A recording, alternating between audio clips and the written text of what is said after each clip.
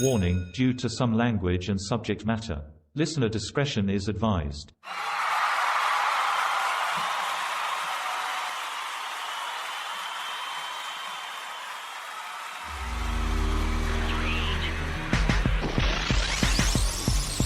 Everybody has that one amazing friend. You know the one you can't put on speakerphone because you never know what is going to come out of their mouth next. And you would never censor them because everything that comes out of their mouth is so shocking yet amazing. Today on the podcast, I have that friend that I was lucky enough to make through my wife. Those in our inner circle say that she's the female version of me and I'm the male version of her. But I'm going to leave that up to you to determine that. After nearly a month off of podcasting, I'm back. And today I have a very special guest by the name of Taryn Oliver. And I can't warn you enough. Listener discretion is advised. Ladies and gentlemen, this is Caught on the Mic. Taryn Oliver, thank you for joining the show today. It is my pleasure to have you on. How are you? I'm just fucking dandy. That is one of my favorite things about you, is the fact that we have to turn the volume down anytime we open up Snapchat and we see a snap from Taryn, but it's amazing. It makes my life complete and total unfilteredness. But thanks for being on the show. I wanted to give you an opportunity. Why don't you tell everybody your origin story? Tell everybody a little bit about yourself. Okay, here's the origin story of the one and only Taryn Oliver. Basically, your wife was the woman that I emulated as a child. She was a teenager when I was a child. And I've just tried my very hardest to be everything your wife would be proud of. Oh my gosh, don't let her hear that. When my mom hears that, she's going to go, God damn it. She's right. She's right. She's fucking Jen Ebler is who she is. Oh man, don't let Jen hear that though. I mean, shit, she'll run with that for days. Oh, I know she will. Well, what's funny is that she always tells me that she married me. Not to genderize this, this in any way, shape, or form, but we've been told by several people that you're the female version of me and I'm the male version of you. I feel the same. Yeah, kind of interacting with one another. It's like, yeah, maybe they got a point, you know? Well, you know what's funny is this is like our first time we've ever really talked. I've talked to you through your wife on Snapchat, and then you've talked to me through your live streams. This is our first time having a conversation. Hi. Yeah, absolutely. Well, I think we met one other time at one of the roller derby competitions in Omaha.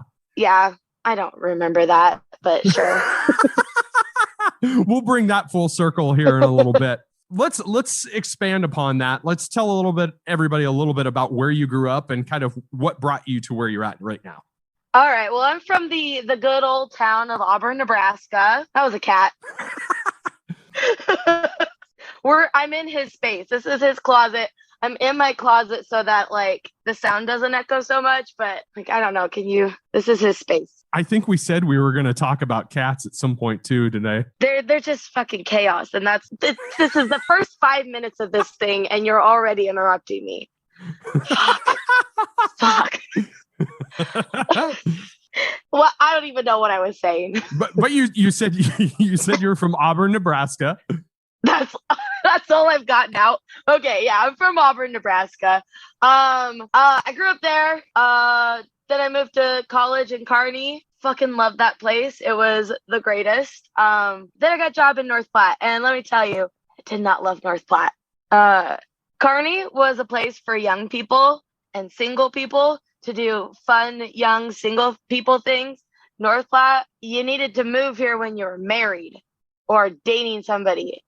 You did not want to move here as a single person. It was life ruining, but here we are. Yeah, I've got a similar analogy. So I lived in Omaha for 15 years, and what is it now? 6 years ago, I moved to Lincoln. And I've had kind of a similar adjustment trying to adjust to Lincoln because I went to high school in a small town, But after I got out of high school, I did a couple of years of college in a small town, and then I moved to Omaha. So having Omaha being my home base for 15 years, coming to Lincoln, it's like, man, in a lot of ways, it's kind of like I moved back to the small town. Yeah, I don't relate. I feel like Lincoln has a lot more stuff and a lot more, but yeah, I could see that because I'm like, man, Lincoln would be such a fun place to live as a young person. Well, it's the college. Yeah. It's the college and the bars and everything else. That's how Kearney is, though. But now going back to Kearney to go and party and shit and drink and stuff, I'm like, I'm the old lady that just wants to relive her glory college days. And I'm like, ugh. North Platte has steadily become my home, though. I do love it. Your educational path brought you to Kearney. Mm-hmm. So you're a school teacher now, correct? Correct. I teach elementary PE. Oh my gosh, how was that? Oh my God. You're asking me today, and I had a shitty day. And I walked out of the gym this afternoon, and I looked at somebody, and I was like, God, I fucking hate kids. Oh my God. Why do I do this? But like most of the time, I'm like, I had a pretty good day. It was a good day. Some days I had a great day. Today was one of those days where I was like, why the fuck did I become a teacher? Like, it's really shitty weather outside. So my afternoon classes are kindergarten, first and second grade. And because it was shitty weather, they had indoor recesses. So they didn't go outside and run or do any sort of releasing of energy. And on those shitty days, you need to pray for all school teachers because they need all of your love and support on those shitty rainy days. Like, call up the schools and be like, hey, does anybody need any ice cream, any coffee? Let me get you something. I'll sneak a bottle of brown liquor in your car if you let me know which one's yours. That's what you need to do to help out teachers. Your dad's a wrestling coach, right? Mm-hmm. High school wrestling coach. Yep. So he's a teacher also, correct? Yeah, he teaches, the broad term would be social studies, but he's world cultures and criminal justice and who the fuck else knows. Just from your observation from when you were a kid to where you're a teacher now, what's the difference? Like, what's the difference in the approach and what's the difference in the kids generationally? My dad teaches teenagers. And I taught high school health my very first year of teaching. That was the fucking worst. I hate teenagers. Like, part of me, like on TikTok, I love them because I feel like they're like changing the world. They're not like adults. But another part of me is like, fuck teenagers. The youths of today are unpleasant. Like, I like how they fight for shit, but I'm also like, shut the fuck up. Just sit down. Don't do this in class. So how much of that, just, not to go off on a totally separate tangent, but how much of that is them actually sporting a sense of activism versus just sporting the sense of activism? You know what I mean? How much is legitimate activism versus how much is it just a gesture because it's socially relevant? Well, I'd say that most of it is genuine, but they don't have the capacity for balancing it. Like, right.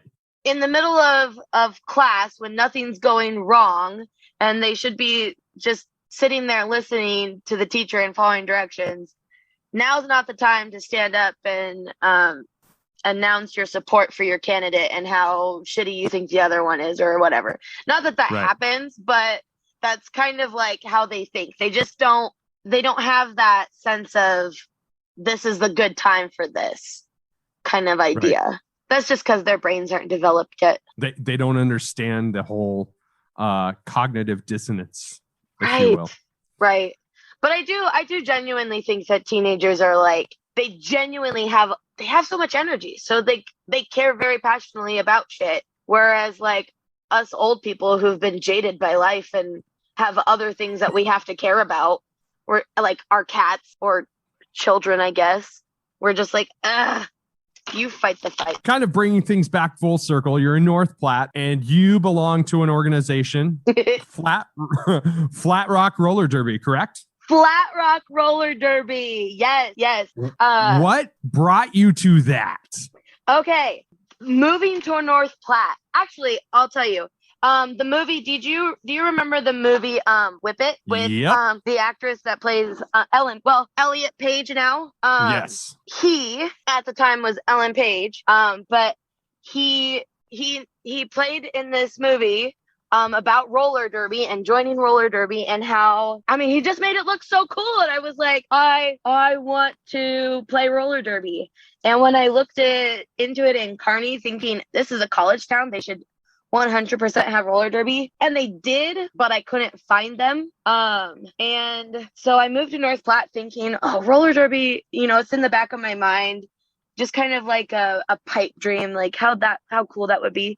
And then my first Friday of my first year teaching, we went out to 3 margaritas. Me and a bunch of teacher pals went out for margaritas after work, and they were talking, and I just kind of heard roller derby off on the corner of a table far down the line of all the other teachers, and I went, did you just say roller derby?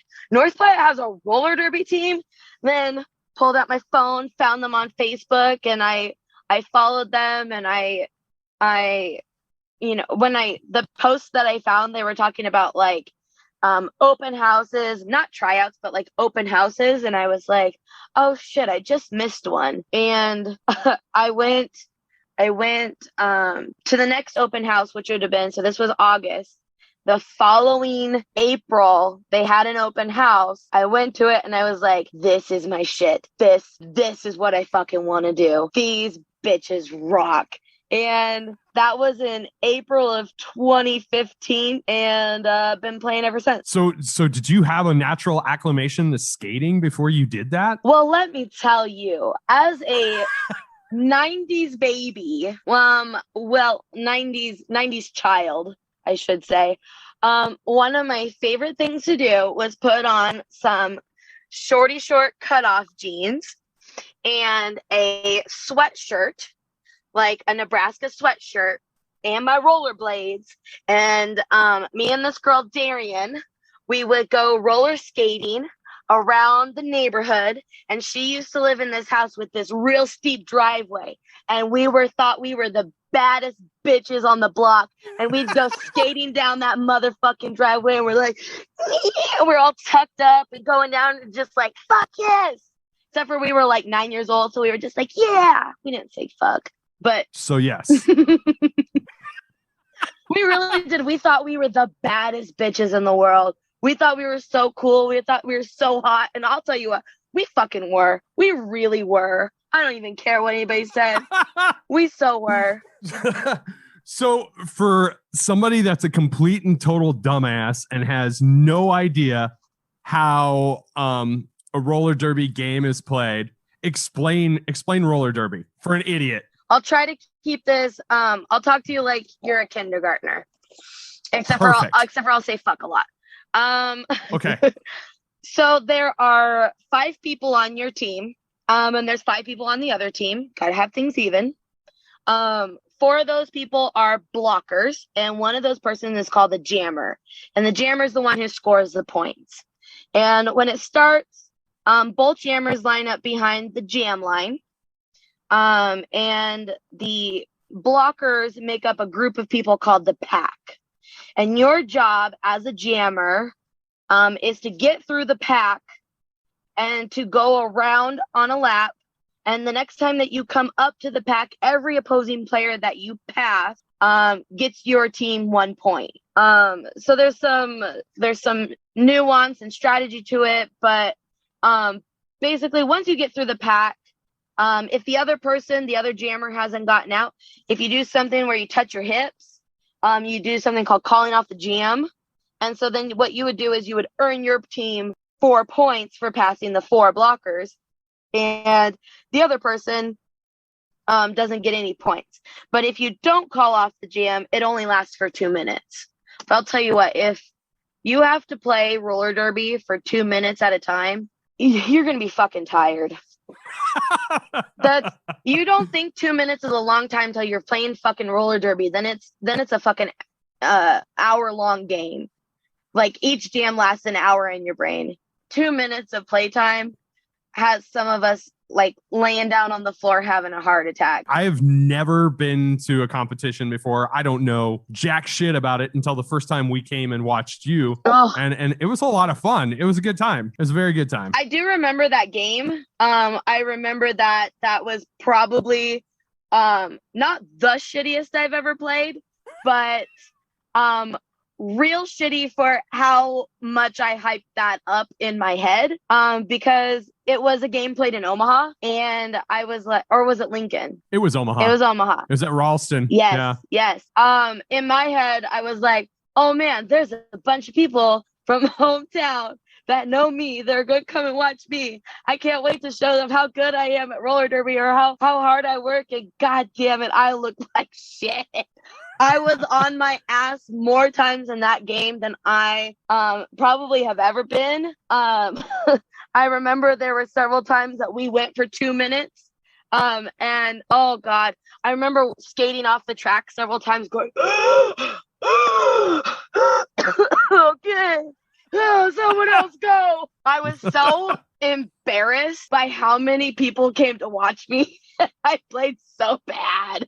Do you think that was just something in your head, though? Do you think you trumped it up to be worse than what it actually was? Maybe. I do know it wasn't a great game. To me, it was a terrible game, but to people that don't know what roller derby is or how it's played, they were probably like, I don't know, this is just fun. You know, being a former musician, I will tell you that every show that I played to a packed house was the best show I ever played. And every show I played to an empty house was the absolute fucking worst show that I've ever played. So there is something about the mind playing tricks on you. So maybe you hyped yourself up and it was just more in your head that it was worse than what it actually was. You know what I mean? Well, I can tell you, not a single person who came to watch me knew what the hell they were watching. So they couldn't say whether I did good or bad.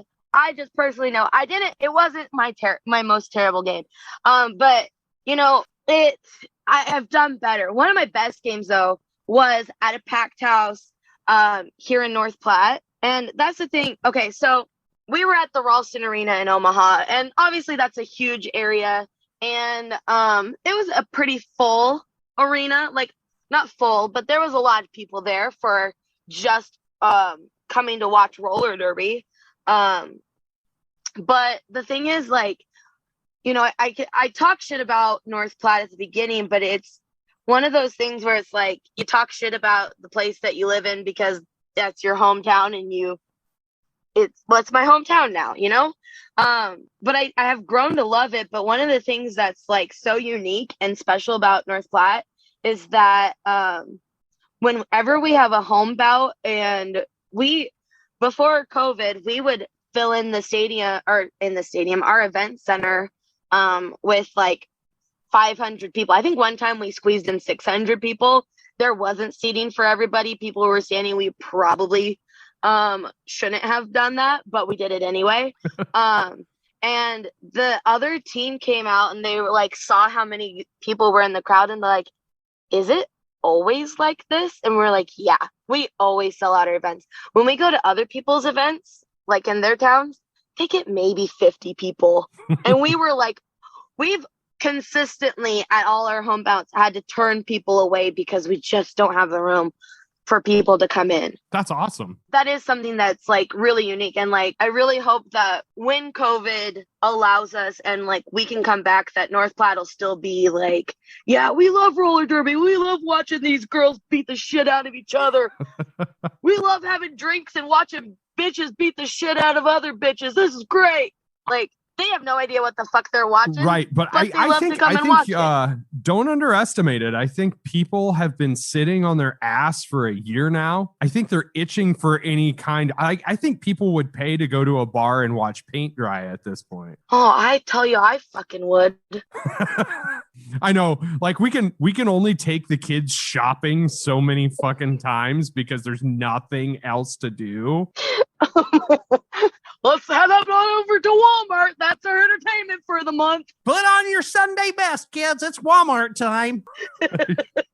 Yeah, absolutely. Absolutely. So how have you adapted as an educator in the time of COVID? I've gotten used to wearing a mask a lot. Right.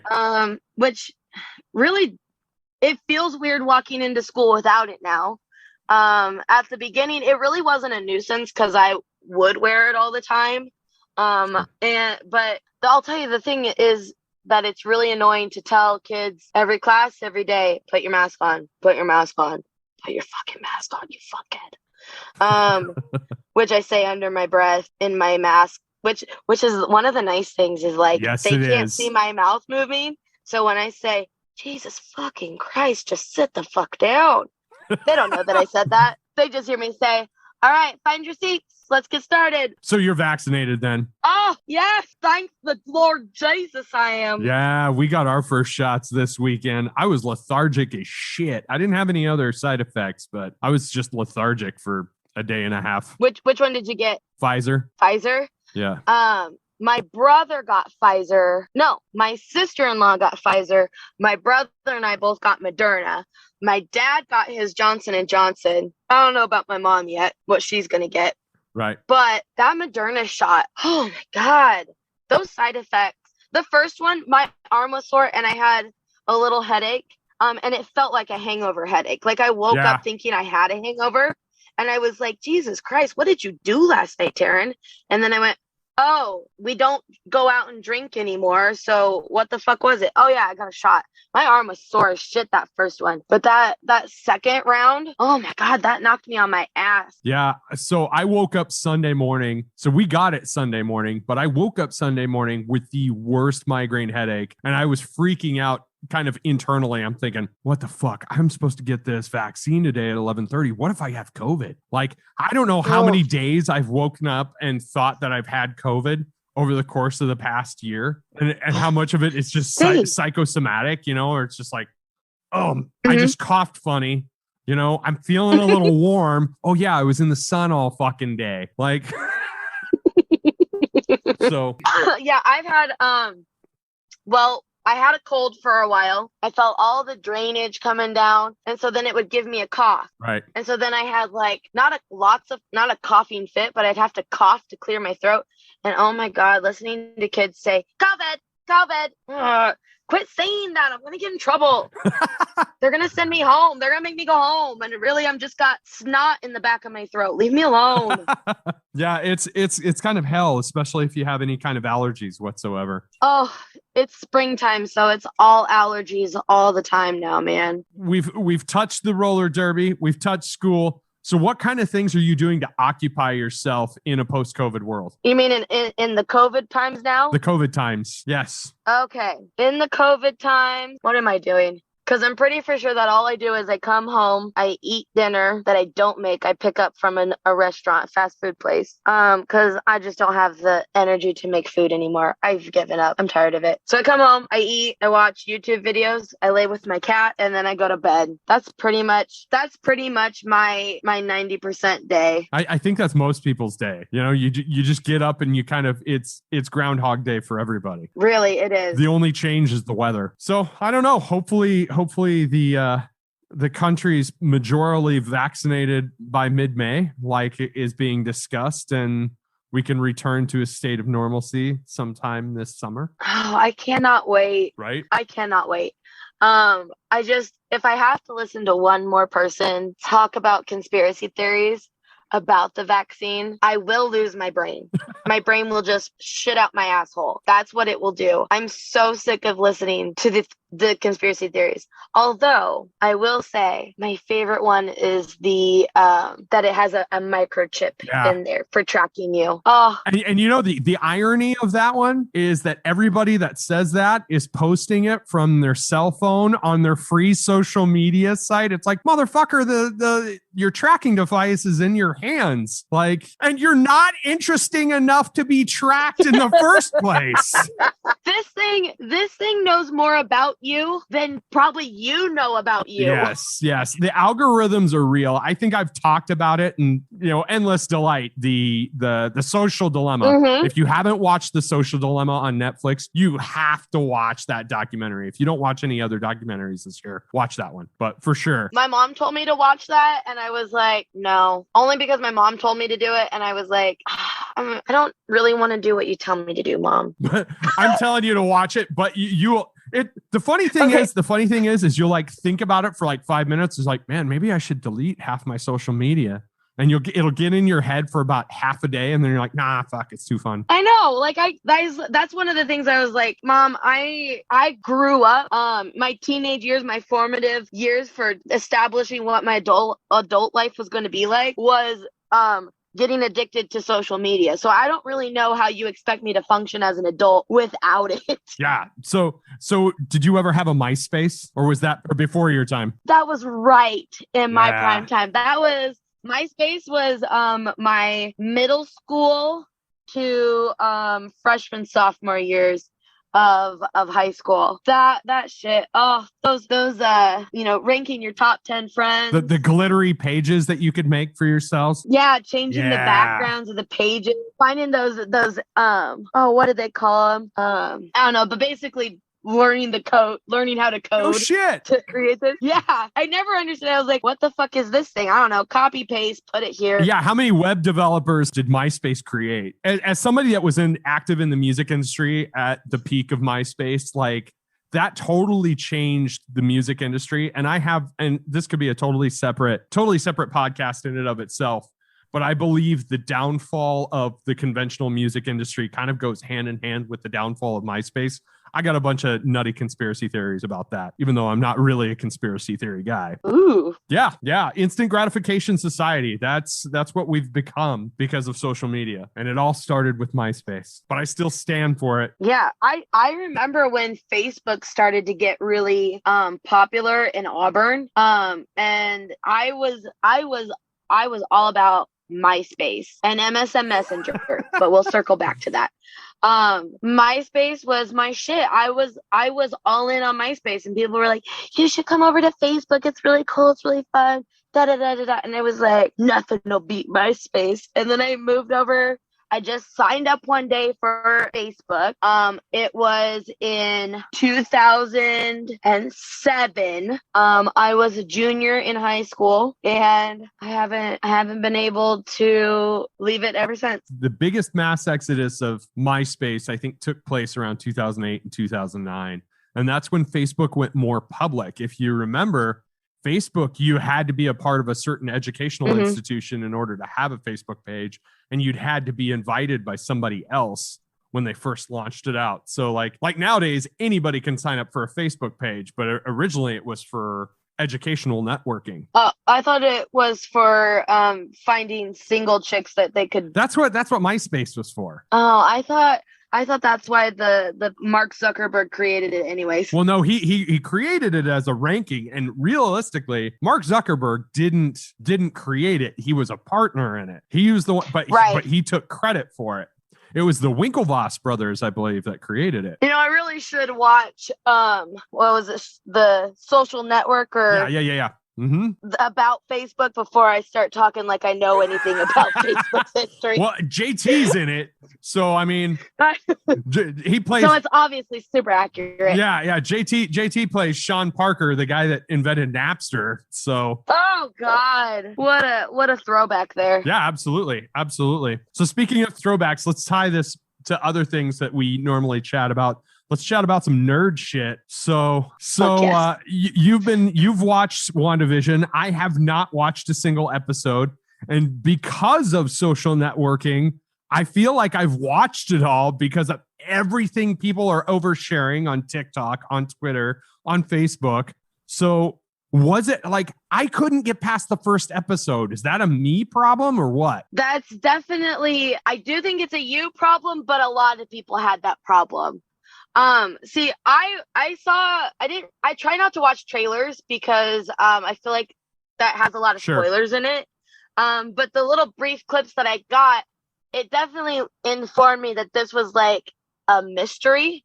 And then that first episode, I finished it and I went, what the fuck is this? And I was like, I can't just end it here and not know why the fuck they're doing this to Wanda and Vision. Like, I wasn't going to let them do my girl Wanda like this without like me watching it to make sure that like this was just the first episode, which it was. It was the first 2 episodes were like, what the fuck? Even my friend Scares, I play roller derby with her. Her full derby name is Intensive Scare, but call her Scares.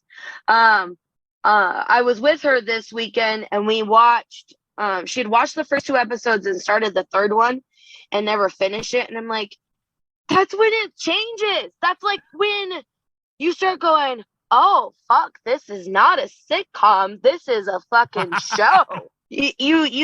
You ended it, but you left before the party got started. Get to the party. So the popular theory online is that WandaVision is the first in kind of a trilogy of multiverse movies. So it's WandaVision and Spider-Man 3, and then Doctor Strange Multiverse of Madness.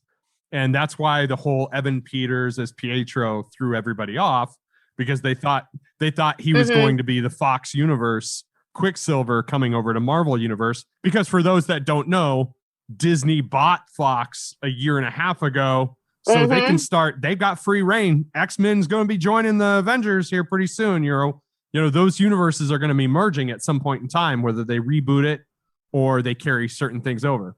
And then there's rumors that, you know, all 3 Spider-Men are going to be in the Spider-Man 3. So you got Tobey Maguire and Andrew Garfield and Tom Holland. And then, because I don't know. If there's one thing that I learned from WandaVision, it's don't fall for the fan theories.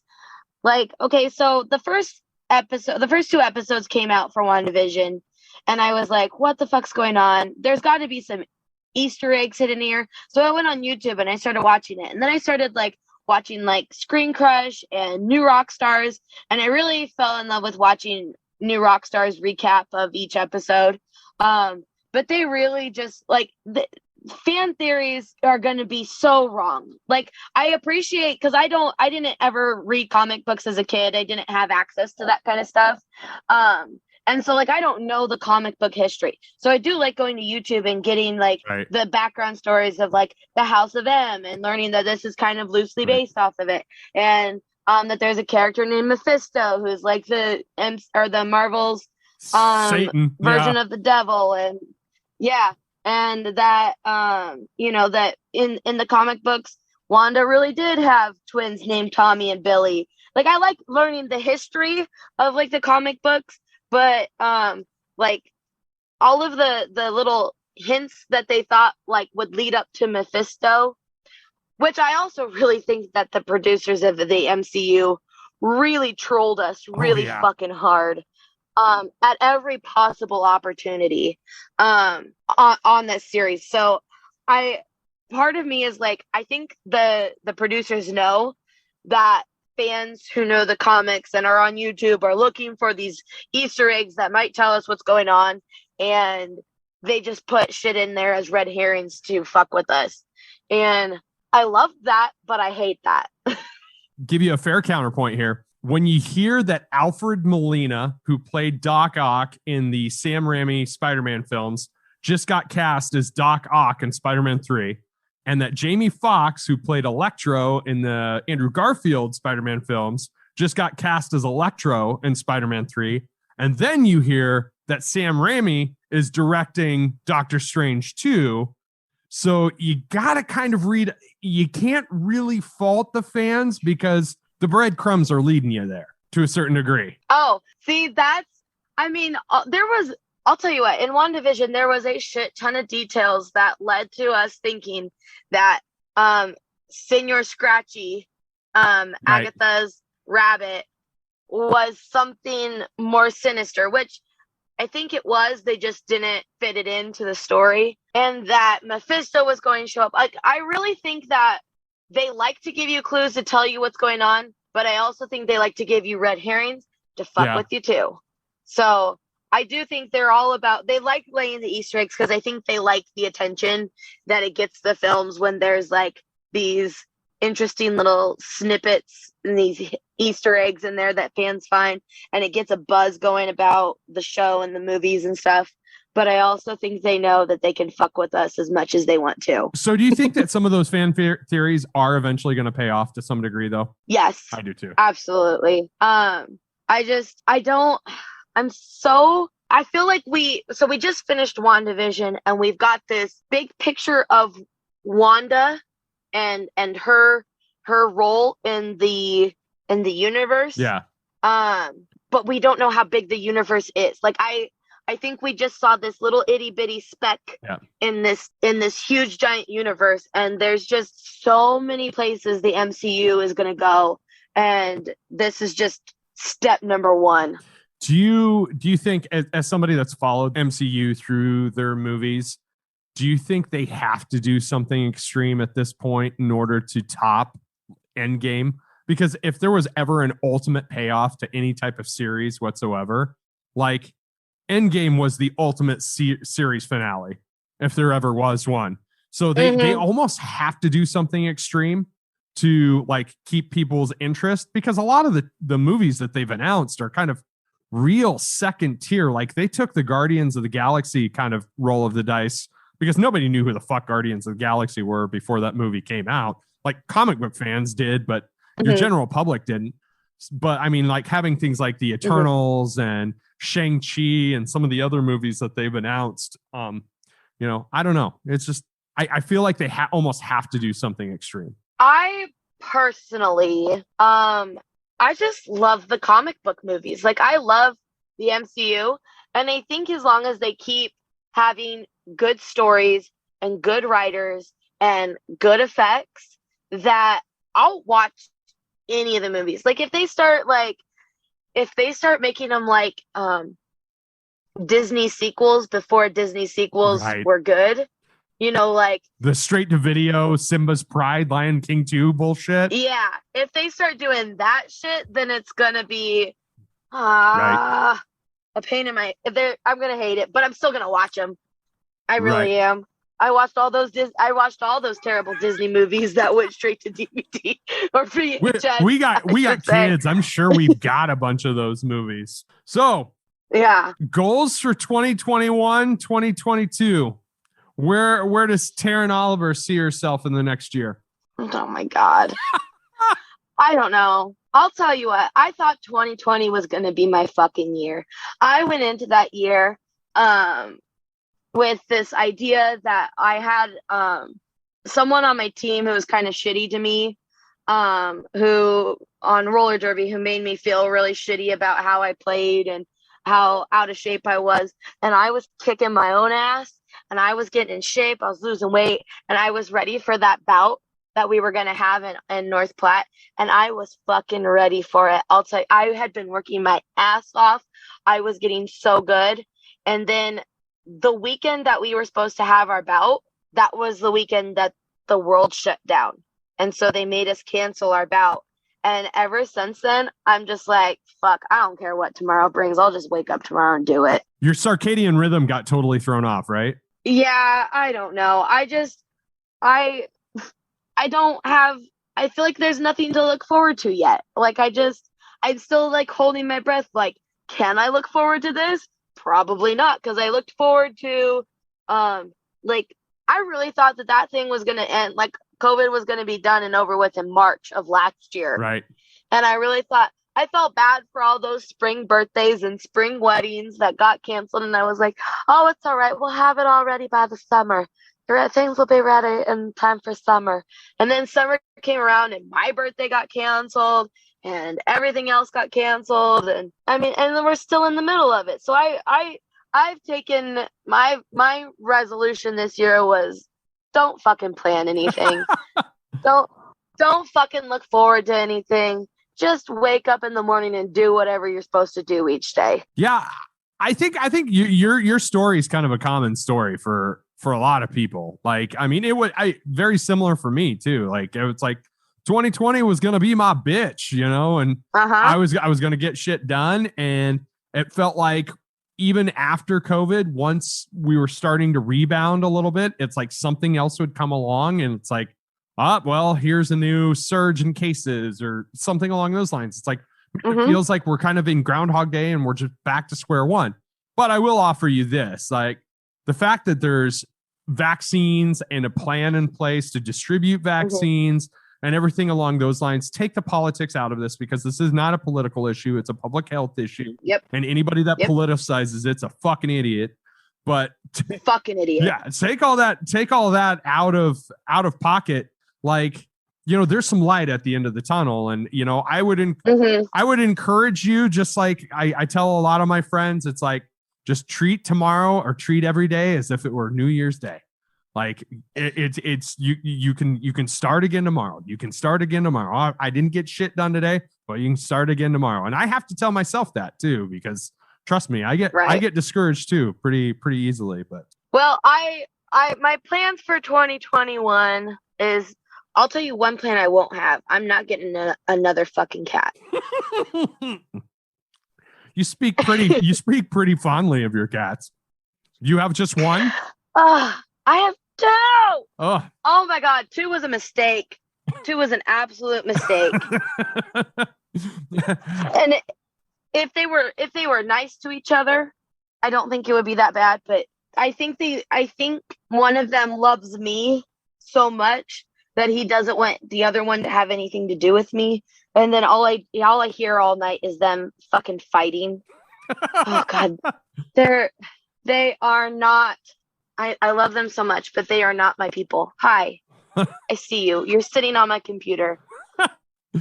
I tell you what, so I'm gonna wrap this up here in just a few seconds, but I do want to tell a Taryn Oliver story in a way that you've impacted my life and you don't even know it.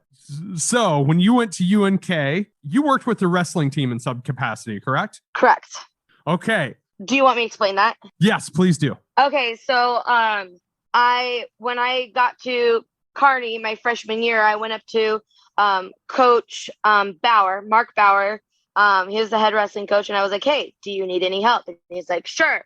And I basically just became his bitch for the next 4 or 5 years. And I did whatever he asked me to do, whenever he asked me to do it.